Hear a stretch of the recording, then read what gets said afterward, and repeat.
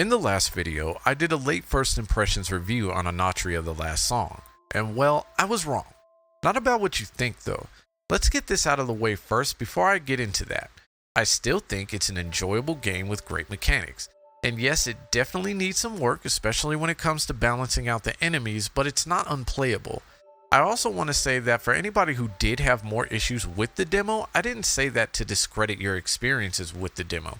In fact, I would definitely like to see your thoughts about it in the comments below. And with all of that being said, while I want to see this game succeed, it still might very well be doomed. If you watched the last video, I initially said that I thought that if this game would have released at the same time, it would have easily been overshadowed by the shadow of the Erdtree. I then stated how I thought that I was wrong about it being easily overtaken by the Elden Ring DLC, but the folks at JAMA still would have had a long day trying to compete. Let me say this, that statement I made was completely tone deaf. Shadow of the Erdtree would have wrecked Enotria, and after changing the release date, it still might be a doomed title.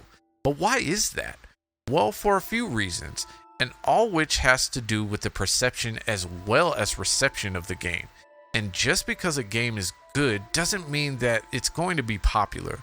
One of those reasons starts with the announcement of Project Galileo back in 2021, when we would get a short release trailer in the Tokyo Game Show. It didn't seem like the eyes that needed to be on it were.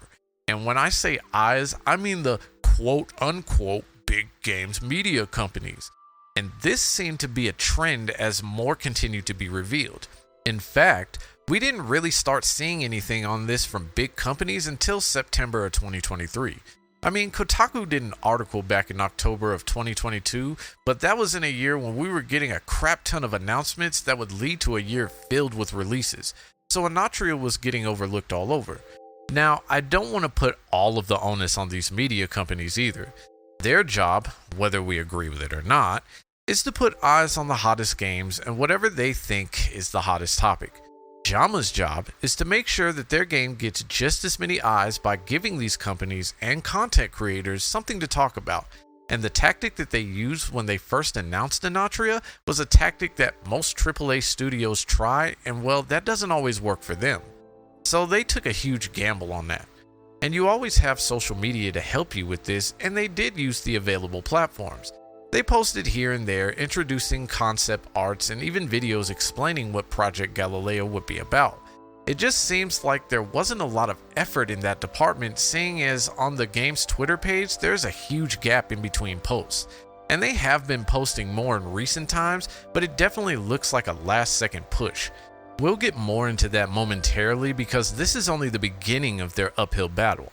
Going back to when the game's media began to actually shed light on Enotria, we were still on a release high with games that had already released, and we still had games coming.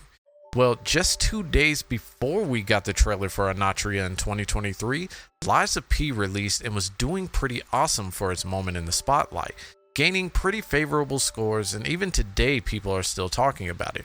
So on top of battling the shadow of the Erdtree's much-deserved popularity, it almost seems like they still have to compete with the successes of Lies of P. But let's look at the way that that game was marketed.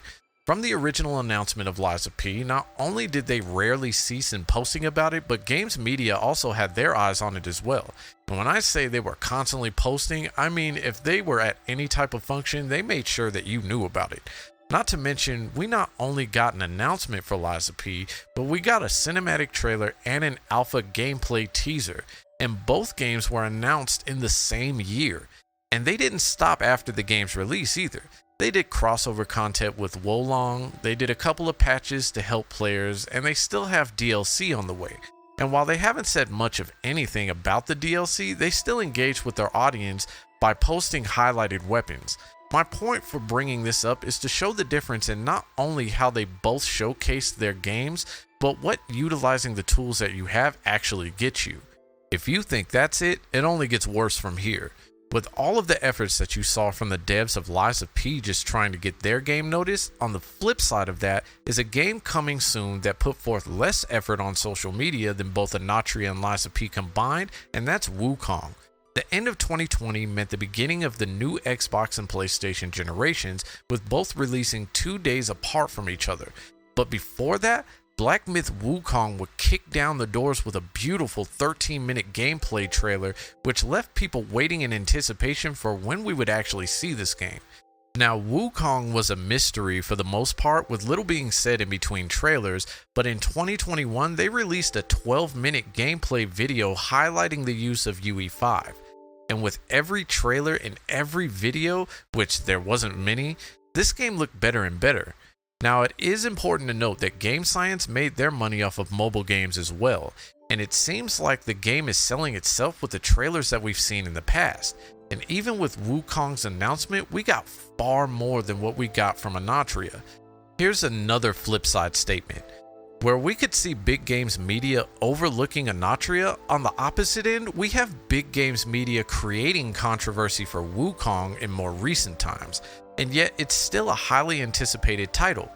Before I move on to the worst problem for Enotria though, I want to point out that while JAMA and Game Science made their money off of mobile games, in terms of the announcements for both games, it seems like Game Science came more prepared, and though JAMA originally started off with a group of 15 people, they accumulated some pretty good talent, some which come from CDPR. So when I look at the problems that I just listed off so far, and look at the backing that they have, I just ask what happened? Well, I can say that since this is an indie title, just because they have the talent for creating a great game doesn't mean they have the numbers guy skills to put this game fully on the map. Enotria has the appeal as a game to gain more attention, but marketing the game is another story, in which case then you have multiple platforms to help sell this game. And while they put out a demo, it still doesn't seem like enough. Which leads me to their worst problem. With the other games that have already released, one releasing a month before it, with the successes of Shadow of the Erdtree and Lies of P amongst the other successful titles that's come out, and with their demo, upon release, Enotria has to be good. For all of the obstacles standing in their way, they might be the worst obstacle to hurdle over by far. I mean, you have some amazing trailers that highlight the beautiful scenery and story being told, which was another thing I was wrong about. A Souls-like game with a joyous looking world is extremely unique in this genre. Anyway, you have a very enjoyable demo out that shows the potential for a great Souls-like game. And yes, there are bugs that need to be fixed and the enemies need to be balanced out properly, but it's just the demo. However, if these issues are in the actual release or people purchase this game and they feel like it's overhyped, then Enotria is going to get torn to shreds by not just the media but by the fans as well. With this being a bigger release for JAMA, the pressure is on. Not to mention, your game still has to outshine Wukong, which again releases a month prior. Oh yeah, and From Software DLC from 3 months before it. And I didn't even bring up Phantom Blade Zero, which is supposedly set to release sometime this year as well. And that's still amongst other games coming. Now, I was going to bring this up earlier, and I didn't because I didn't know if this was actually true, but there was also something on Enotria being pulled from Xbox, yet I still see it being listed on the Xbox Series consoles. If it isn't coming to Xbox though, I could see that becoming a hindrance to the game's success as well. Here's the deal. I like Enotria, and honestly, I would love to see more eyes on it. I would love to see it compete with the likes of Wukong and any other title, whether they be Souls-like or not. I would hope that it doesn't get overlooked because of any title that comes after it, and I can't wait to see how they bring everything together. However, the reality of the matter is that it has quite a bit working against it, and time again, we've seen some of our favorite titles get overlooked in the gaming industry, and I for one would hate for this one to be one of them. Now, it is possible that after the game releases that they gain more of a following, but that's another huge gamble to take. These are just my own thoughts on it though.